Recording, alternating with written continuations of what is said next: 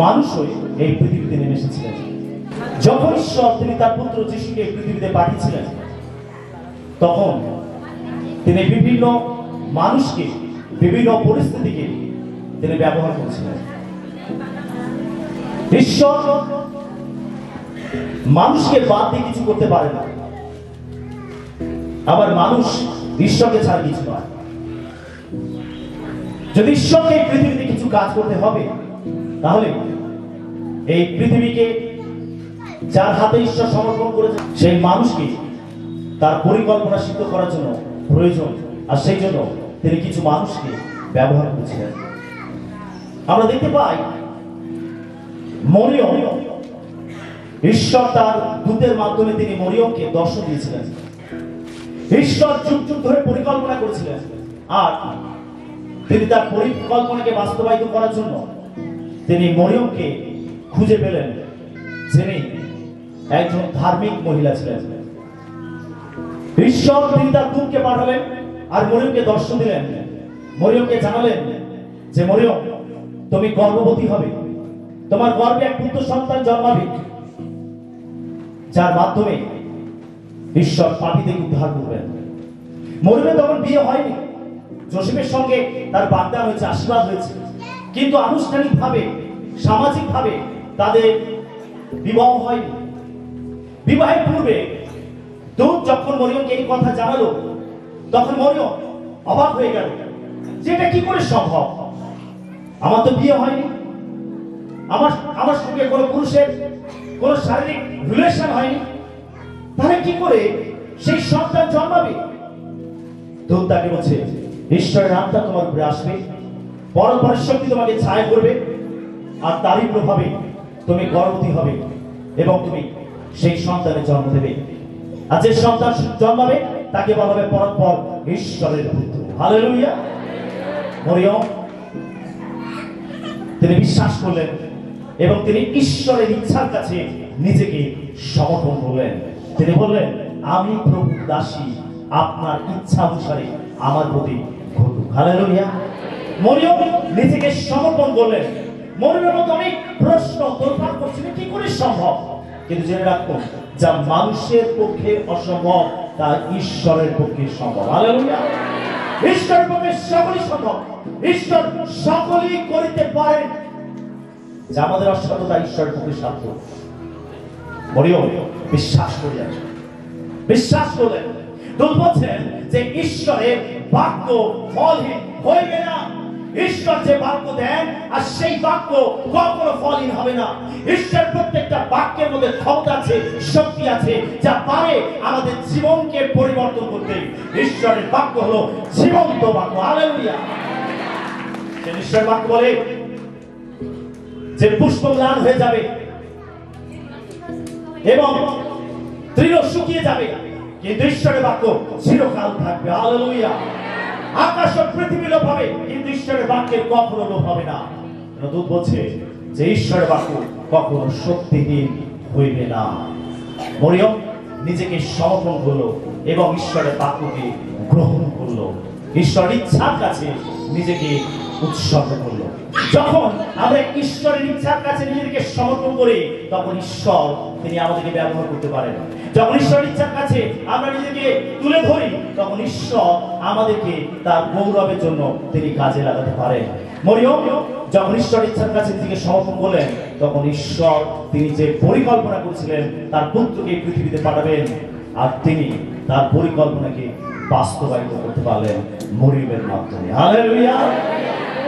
আমরা এদিকে দেখি যোসেফের সঙ্গে মরিয়মের বিয়ে হলো, আর যোসেফ মরিয়মকে তার স্ত্রী রূপে গ্রহণ করল। যোসেফও মেনে নিতে পারছিল না।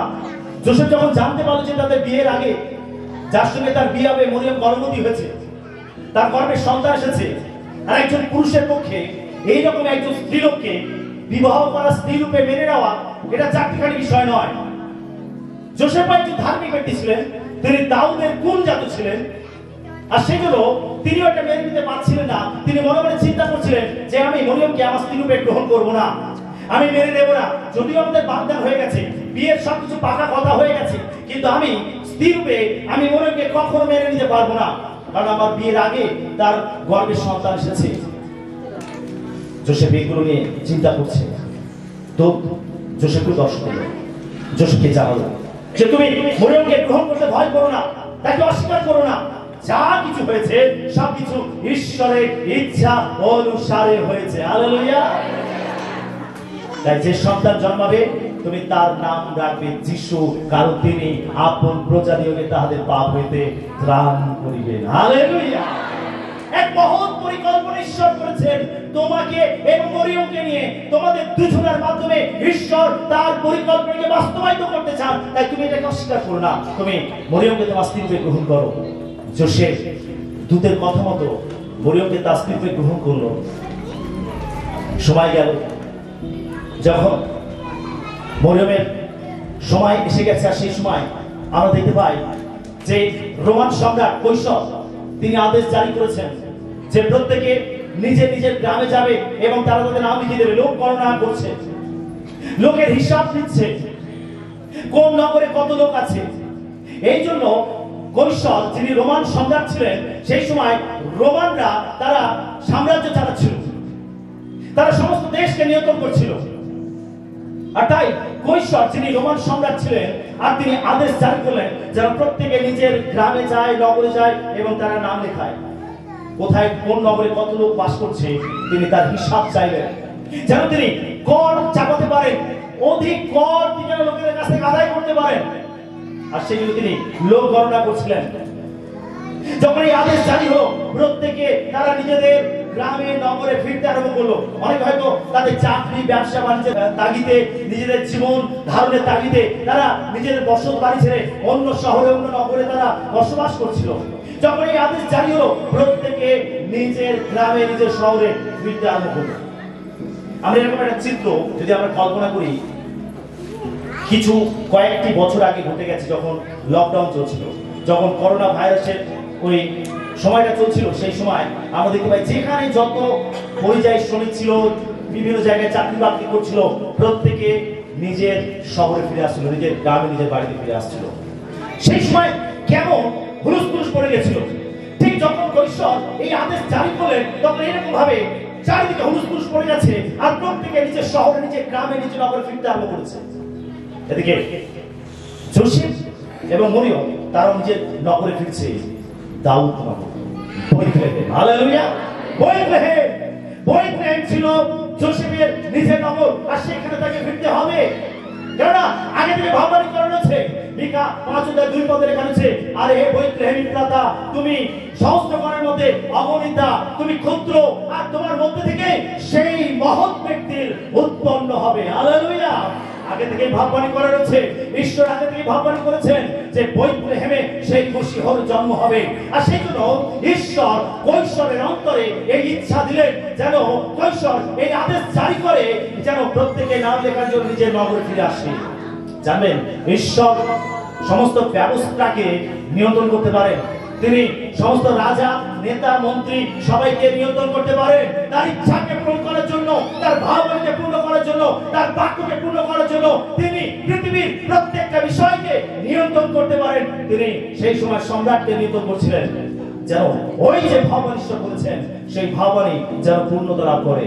আর সেজন্য তারা নিজের নগরে ফিরল, দাউদ নগর। যিশু জন্ম হবে দাউদ কুলে, আগে থেকে ভাবনা করা হচ্ছে। যিশায়ের 1:1 লেখা আছে, আর যিশায়ের কুড়ি হইতে একটি পল্লব নির্গত হইবে। আর সেই যিশায় ছিলেন দাউদের পিতা, অর্থাৎ এই কুলে যিশু জন্ম হবে। সেই জন্য ঈশ্বর দাউদকে বেঁচেছিলেন, এবং তার মধ্যে থেকে আমরা দেখতে পাই যে যোসেফ এসেছিল, আর সেই কুলে যিশু জন্ম হয়েছিল। যোসেফ নিজ নগরে ফিরেছিল, বেথলেহেম দাউদের নগর, সেইখানে তারা ফিরেছিল। যখন তারা ফিরছে, আর সেই সময় লেখা রয়েছে যে মরিয়মের প্রসবকাল সম্পূর্ণ হইল। মরিয়মের প্রসবকাল সম্পূর্ণ হইল। বিশ্বাসী বাইবেল বলে কাল সম্পূর্ণ হইলে পর, গালাতীয় 4:4 লেখা রয়েছে, কাল সম্পূর্ণ হইলে পর ঈশ্বর আপনার একজাত পুত্রকে পৃথিবীতে প্রেরণ করিলেন। কাল সম্পূর্ণ হয়েছিল। ঈশ্বর তিনি একটি সঠিক সময়ের জন্য অপেক্ষা করছিলেন, তিনি ধৈর্য ধরেছিলেন। এক একেবারে শুরুতে যখন পৃথিবীর প্রথম মানুষ আদম এবং হাওয়া পাপ করেছিল, ঈশ্বর তাদেরকে নিষেধ করেছিলেন তোমরা সমস্ত গাছের ফল খাবে, কিন্তু এই যে সৎ জ্ঞানের বৃক্ষ এই গাছের ফল তোমরা খাবে না, যেদিন খাবে সেদিন তোমরা মরবে। ঈশ্বর এদের উদ্যান বাগানে প্রথম মানুষ আদম এবং হাওয়াকে তিনি এই বাগানে রেখে তাদেরকে আদেশ দিয়েছিলেন। কিন্তু শয়তানের প্ররোচনায় তারা ঈশ্বরের অবাধ্য হয়েছিল এবং ওই নিষিদ্ধ গাছের ফল তারা খেয়েছিল। যেদিন খেয়েছিল সেই দিনই তারা আত্মাতে মারা গেছিল, ঈশ্বরের উপস্থিতি থেকে চিরকালের জন্য হারিয়ে গেছিল, ঈশ্বরের মহিমা থেকে তারা বঞ্চিত হয়েছিল। আর সেই সময় ঈশ্বর ভাববাণী করেছিলেন যে তিনি নারীর বংশে একজনকে পাঠাবেন, একজন মসিহকে পাঠাবেন, যিনি এসে ওই সর্পের মস্তককে তিনি থেতলে দেবেন, তার বীজদাঁতকে ভেঙে দেবেন, তাকে চূর্ণ করে দেবেন। ঈশ্বর ভাববাণী করেছিলেন আমি তোমার বংশে এবং তাহার বংশে পরস্পর শত্রুতা জন্মাইব, তুমি তার পাদবন চূর্ণ করিবে আর সে তোমার মস্তক চূর্ণ করিবে। ঈশ্বর এই যে ভাববাণী করেছিলেন, এই ভাববাণী অবশেষে পূর্ণতা লাভ করেছিল, কাল সম্পূর্ণ হয়েছিল। Hallelujah, hallelujah. ঈশ্বর ধৈর্য ধরেছিলেন, তিনি ধৈর্য ধরেছিলেন তার বাক্যকে পূর্ণ করার জন্য, তার ইচ্ছাকে পূর্ণ করার জন্য তিনি ধৈর্য ধরেছিলেন। তাকে ধৈর্য ধরতে হয়েছিল। যিনি সর্বশক্তিমান, যিনি এলশাদ্দাই, যার কথাতে অনেক কিছু হয়ে যেতে পারে, যার আদেশে অনেক কিছু হয়ে যেতে পারে, তিনি ধৈর্য ধরেছিলেন। ঈশ্বর সর্বশক্তিমান হয়ে ধৈর্য ধরেছিলেন। যদি ঈশ্বরকে ধৈর্য ধরতে হয় তার ইচ্ছাকে পূরণ করার জন্য, তার বাক্যকে বাস্তবায়িত করার জন্য, তাহলে আমি আপনি, আমরা মানুষ, আমরা দুর্বল, আমরা পাপী, আমরা অধার্মিক, আমাদের কতটা ধৈর্যশীল হওয়া প্রয়োজন আছে। আমেন। আমরা একটুতেই দিশাহারা হয়ে যাই, একটুতেই ভেঙে পড়ি, আমরা একটুতেই মনোক্ষুণ্ণ হয়ে যাই, আমরা একটুতেই ক্লান্ত হয়ে যাই, কিন্তু ঈশ্বর ধৈর্য ধরেন। সেজন্য ঈশ্বরের সন্তান হিসাবে আমাদেরকে ধৈর্য ধরতে হবে। যে ধৈর্য ধরে আর সে ঈশ্বরের আশীর্বাদ লাভ করে। আমেন। ঈশ্বর ধৈর্য ধরেছিলেন, কাল সম্পূর্ণ হয়েছিল। যখন মরিয়ম, যোসেফ তারা যখন নিজের নগর বেথলেহেমে ফিরছে, আর সেই সময় যাদের ঘর ছিল, ঘরেতে যাদের জায়গা ছিল, তারা সেই সময় যেহেতু লোকেরা ফিরছে তাদের থাকবার জায়গা নেই, সেই জন্য তারা তাদের যে অতিরিক্ত জায়গাগুলো রয়েছে সেগুলো তারা ভাড়ায় খাটাচ্ছিল পয়সা উপার্জন করার জন্য, টাকা উপার্জন করার জন্য। সেই জন্য কোন ঘরে তাদের জন্য জায়গা ছিল না।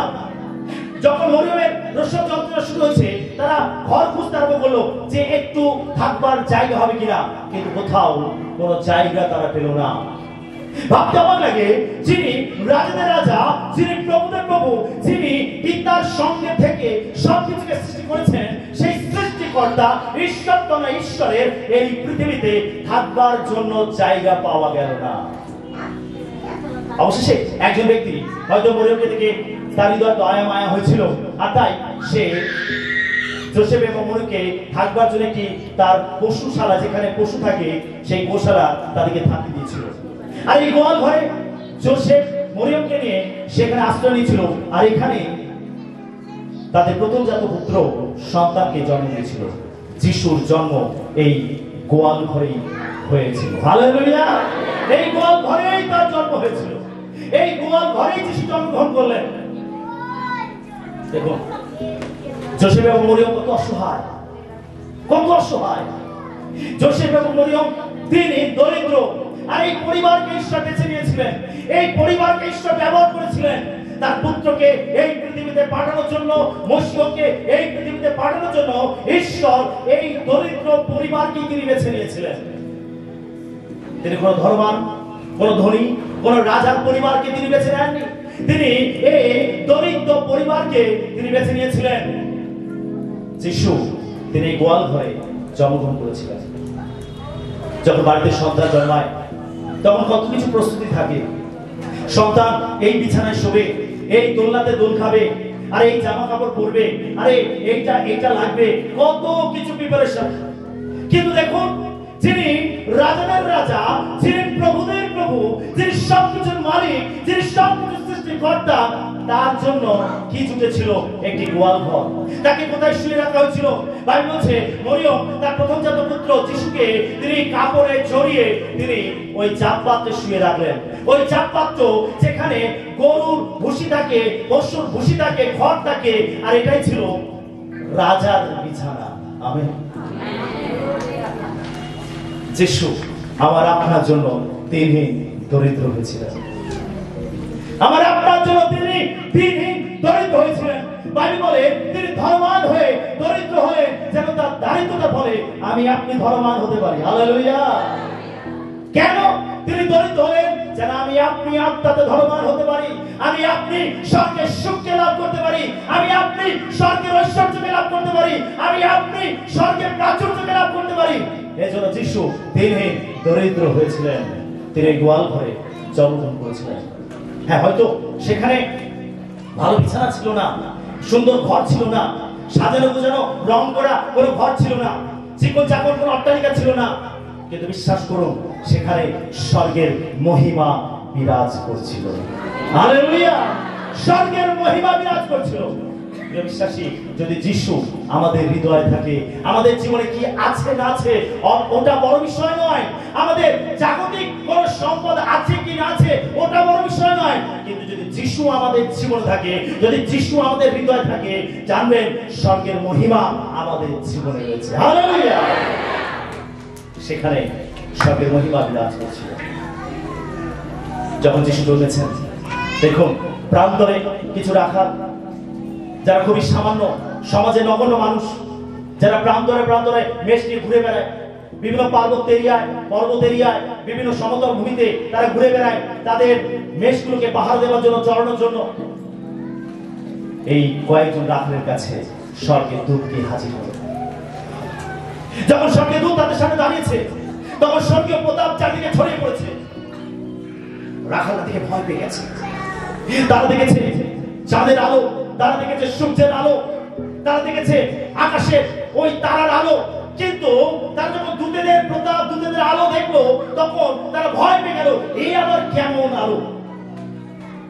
দূত তাদেরকে আশ্বাস দিল, ভয় করো না, ভয় করো না, আমি তোমাদেরকে এক মহা আনন্দের সুসমাচার জানাতে এসেছি। হালেলুয়া। আর এই আনন্দ সমুদয় লোকেরই হবে। হালেলুয়া। তোমরা দেখতে পাবে একটি চিহ্ন, একটি শিশু কাপড়ে জড়ানো জাপপাত্রে শুইয়া রয়েছে, আর তিনি হলেন খ্রিস্ট প্রভু। হালেলুয়া। দাউদের নগরে তোমাদের জন্য একজন ত্রাণকর্তা জন্মেছেন, তিনি খ্রিস্ট প্রভু। বিশ্বাসী রাখালরা খবর পেল, ওই যাজকেরা খবর পায়নি, ওই ফরিসিরা খবর পায়নি, ওই অধ্যাপকেরা খবর পায়নি, যারা যারা যারা আত্মধার্মিকতায় ভুক্ত, যারা নিজেদেরকে ভাবতো অনেক ধার্মিক ব্যক্তি, যারা ভাবতো ঈশ্বরের খুব কাছের মানুষ, তারা মসজিদ ব্যবস্থা পালন করতো, আর সেই তাদের আত্মধার্মিকতা ছিল। আমরা যিশুকে দেখতে পাই যে তারা সবসময় যিশুর বিরোধিতা করেছে। তারা মসজিদ ব্যবস্থা পালন করে তারা ভাবতো যে তারাই হলো ঈশ্বরের খুব কাছের মানুষ। এই সংবাদ কিন্তু ওই লোকেরা পায়নি, ওই যাজকেরা পায়নি, ওই অধ্যাপকেরা পায়নি, ওই ফরিসিরা পায়নি, কিন্তু কারা পেল? একেবারে অতি সাধারণ মানুষ, মাঠের রাখালরা।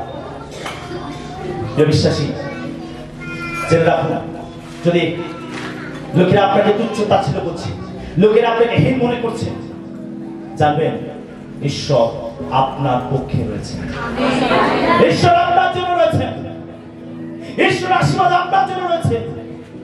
ওই সাধারণ কয়েকটি মানুষকে ঈশ্বর বেছে নিলেন, তাদের কাছে এই সংবাদ পৌঁছে দিলেন, খ্রিস্ট জন্মেছেন। তোমরা দেখতে পাবে একটি চিহ্ন। বিশ্বাসী, আমাদের জন্য একজন ত্রাণকর্তা জন্মেছেন, তিনি খ্রিস্ট। হালেলুয়া। একজন ত্রাণকর্তা জন্মেছেন, তিনি খ্রিস্ট প্রভু। আমার আপনার প্রত্যেকের জন্য একজন ত্রাণকর্তাকে দেওয়া হয়েছে, পাঠানো হয়েছে। ঈশ্বর আমার আপনার জন্য একজন ত্রাণকর্তাকে পাঠিয়েছেন, তিনি খ্রিস্ট প্রভু। একজন ত্রাণকর্তা, যিনি ত্রাণ করেন, যিনি আমার আপনার পাপের পরিত্রাণ দেন, যিনি আমার আপনার পাপকে ক্ষমা করেন, যিনি আমার আপনার ব্যাধিকে তুলে নেন, যিনি আমার আপনার বিশ্বাসকে তুলে নেন, যিনি আমাকে আপনাকে শয়তানের কবল থেকে মুক্ত করেন, সেই ত্রাণকর্তাকে ঈশ্বর এই পৃথিবীতে পাঠিয়েছেন। দূত বলছে তোমাদের জন্য একজন ত্রাণকর্তা জন্মেছে। আপনি জেনে রাখুন, ঈশ্বর আপনাকে মুক্ত করার জন্য, ঈশ্বর আপনাকে অনন্ত জীবন দেওয়ার জন্য, ঈশ্বর আপনাকে পরিত্রাণ দেওয়ার জন্য একজন ত্রাণকর্তাকে পাঠিয়েছেন, তিনি খ্রিস্ট প্রভু। হালেলুয়া। আপনার জন্য একজন ত্রাণকর্তা রয়েছে। বলুন, আমার জন্য একজন ত্রাণকর্তা আছে। বলুন, আমার জন্য একজন ত্রাণকর্তা আছে, তিনি খ্রিস্ট প্রভু। তিনি খ্রিস্ট প্রভু। খ্রিস্ট কথার অর্থ হচ্ছে অভিষিক্ত, যাকে অভিষেক করা হয়েছে। যদি আমরা যিশায় 61 দেখি, সেখানে লেখা আছে যে ঈশ্বর আত্মা আমাকে অভিষেক করেছেন যেন আমি নম্রদের কাছে সুসমাচার প্রচার করে ভগ্ন অন্তঃকরণকে যেন আমি মুক্ত করি, আমি তাদেরকে সান্ত্বনা দেই, এবং যারা বন্দী রয়েছে আমি তাদেরকে মুক্ত করি, আমি অন্ধদের চক্ষু দান করি, এবং প্রভুর প্রসন্নতার বৎসরকে আমি ঘোষণা করি। এই যে ভাবনা করেছিল, আমরা দেখতে পাই লুকা 4:18 পদে যিশু যখন সমাজ গৃহে দাঁড়িয়ে তিনি শাস্ত্র পাঠ করছিলেন, আর তিনি এই অংশ পাঠ করে বলেছিলেন যে অন্ত শাস্ত্রীয় বচন তোমাদের কর্ণগোচরে পূর্ণ হইল। হালেলুয়া। আমি সেই অভিষিক্ত ব্যক্তি, যাকে অভিষেক করা হয়েছে, যাকে পাঠানো হয়েছে অন্তদের চোখে দৃষ্টি দেওয়ার জন্য, খণ্ডতে চলবার জন্য, পাপীদের পাপকে ক্ষমা করার জন্য, মানুষের বোঝাকে তুলে নেবার জন্য একজন ব্যক্তিকে অভিষেক করা হয়েছে। আমি সেই ব্যক্তি, যিশু হলেন সেই ব্যক্তি, তাকে অভিষেক করা হয়েছে আপনাকে উদ্ধার করার জন্য, আপনাকে মুক্ত করার জন্য, পাপীকে পরিত্রাণ করার জন্য। যদি পাপী পরিত্রাণ পেতে হয় তাহলে তাকে ওই খ্রিস্টের কাছে আসতে হবে, কারণ তাকে ওই অভিষেক দেওয়া হয়েছে যেন তিনি আমার আপনার মতো সমস্ত হারিয়ে যাওয়া পাপী মানুষকে তিনি মুক্ত করতে পারেন, উদ্ধার করতে পারেন। সেই জন্য যখন যিশু তিনি শকের বাড়িতে প্রবেশ করেছিলেন, যদি আমরা লুক 19:10-11 পদ পড়ি, আর সেখানে যিশু বলছেন কারণ যা হারিয়ে গেছে তার অন্বেষণ এবং পরিত্রাণ করিতে মনুষ্যপুত্র আসিয়াছেন। যিশু এই জগতে আসার আসল উদ্দেশ্য আমাদের মতো পাপী মানুষকে উদ্ধার করা, পরিত্রাণ করা। হালেলুয়া। এই জন্য তাকে পাঠানো হয়েছে, এই জন্য তাকে অভিষেক করা হয়েছে। না, তিনি কোনো জাতপাতের জন্য পাঠাননি, তিনি মুসলিমের কিছু বিশেষ ব্যক্তির জন্য খ্রিস্টকে পাঠানো হয়নি। খ্রিস্টকে পাঠানো হয়েছে পৃথিবীর প্রত্যেকটা মানুষের জন্য। ঈশ্বর তিনি মানুষকে তৈরি করেছেন, ঈশ্বর কোনো জাতপাত তৈরি করেনি। হালেলুয়া। তিনি মানুষকে ভালোবেসেছেন, মানুষকে ভালোবেসেছেন, মানুষকে ভালোবেসে তিনি তার পুত্রকে দান করেছেন। কোন জাতের কথা লেখা নেই। আমরা সময় জগতের মানুষ এই ভুলটা করি, আমরা ঈশ্বরকে ভাগাভাগি করি, ওটা ওর ঈশ্বর, এটা তার ঈশ্বর, এটা তার ঈশ্বর।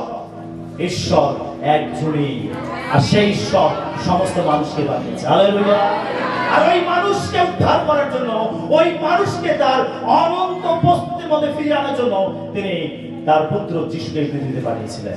তোদের এই সংবাদ দিল, রাখালের এই সংবাদ দিল, তারা আসলো খুঁজে খুঁজে, সেই চিহ্ন অনুযায়ী তারা খুঁজে বের করলো ওই গোয়াল ঘরে। তারা এসে পৌঁছালো এবং দেখতে পেল যে একটি শিশুকে কাপড়ে জড়িয়ে জাপ পাতে শোয়ানো রয়েছে। তারা এসে তাকে প্রণাম করলো এবং সমস্ত ঘটনা মরিয়মকে খুলে বলল, এবং বাইবেল বলছে মরিয়ম সমস্ত বিষয় নিজের হৃদয়ের মধ্যে রাখলেন। আমেন। মরিয়ম কোথায় রেখেছিল? নিজের হৃদয়ের মধ্যে। রাখালেরা কি দর্শন পেয়েছে, দূতেরা তাদেরকে কি জানিয়েছে, সমস্ত বৃত্তান্ত মরিয়মকে বললো, আর মরিয়ম সমস্ত বিষয় নিজের হৃদয়ের মধ্যে রাখলেন। বিশ্বাসী, ঈশ্বর যা কিছু আমাদেরকে দেন, আমাদের উচিত সেগুলো হৃদয়ের মধ্যে রাখা। আমেন। ঈশ্বর যে বাক্য দেন, ঈশ্বর চান যেন আমরা হৃদয়ের মধ্যে রাখি।